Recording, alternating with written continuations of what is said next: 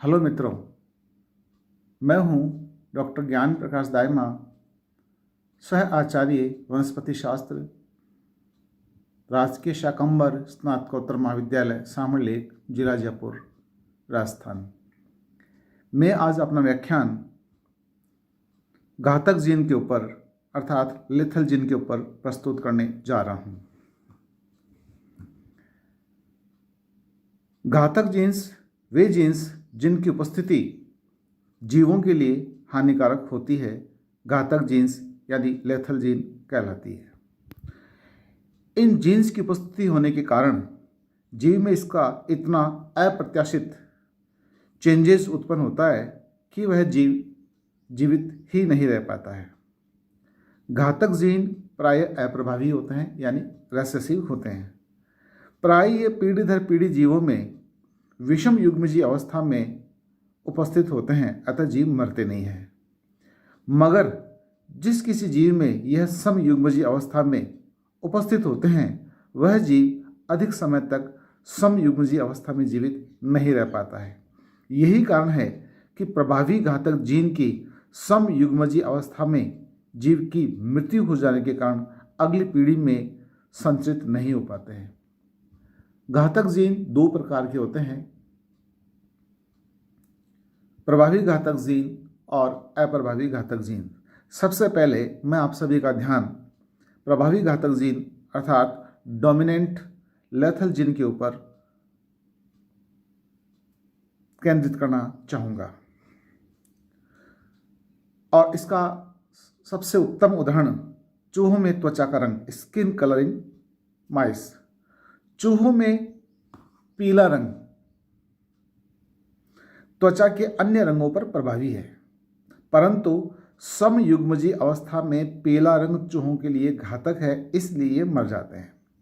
अतः पीले चूहे सदैव विषम युग्मजीय अवस्था में होते हैं।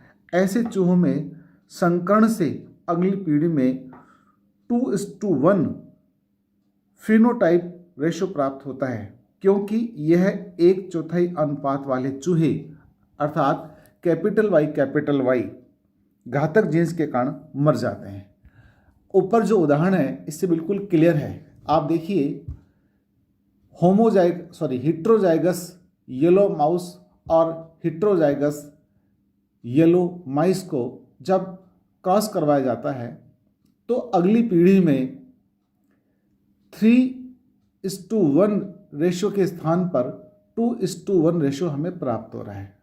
आप ध्यान से देखिए कि F1 पीढ़ी में जहां कैपिटल वाई जीन एक जगह सम्मिल हो जाते हैं, वहां उस चूहे की भ्रूण अवस्था में मृत्यु हो जाती है, क्योंकि कैपिटल वाई जो जीन है जो कि पीले कलर की स्किन के लिए रेस्पॉन्सिबल है, यह जीन जैसे ही होमोजाइगस कंडीशन में मिलते हैं तो तुरंत ही चूहे की मृत्यु हो जाती है।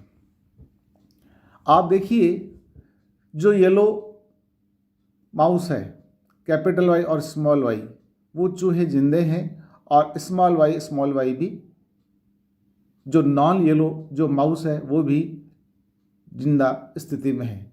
इसका अर्थ यह है कि कैपिटल वाई जो जीन है वो डोमिनेंट लेथल जीन है। जैसे ही दो डोमिनेंट लेथल जीन एक जगह इकट्ठे होते हैं, तुरंत ही उस जीव की मृत्यु हो जाती है। इससे ये कॉन्क्लूजन निकलता है कि capital Y mice die and so 2/3 of progeny are capital Y, small Y yellow होती है, और 1/3 ऑफ प्रोजेनी जो है are small Y non yellow होती है। थैंक यू, धन्यवाद।